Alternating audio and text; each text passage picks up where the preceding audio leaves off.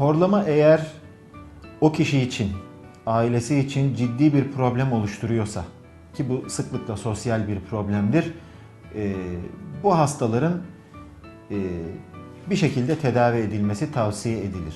Eğer hasta basit önlemlerle, kilo vermeyle, uyku saatlerine dikkat etmekle, uyku pozisyonuna dikkat etmekle, sigara ve alkolü bırakmakla hala istediği düzeyde rahatlayamamışsa bu hastalara uykunun ya da horlamanın bir şekilde ameliyatla tedavi edilmesi önerilir.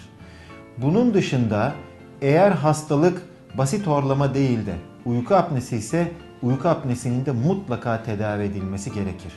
Bunun dışında basit horlaması olup tansiyon problemi olan, kalp problemi olan hastalarda da uykunun tedavi edilmesi, uyku probleminin veya horlamanın tedavi edilmesi şiddetle tavsiye edilir.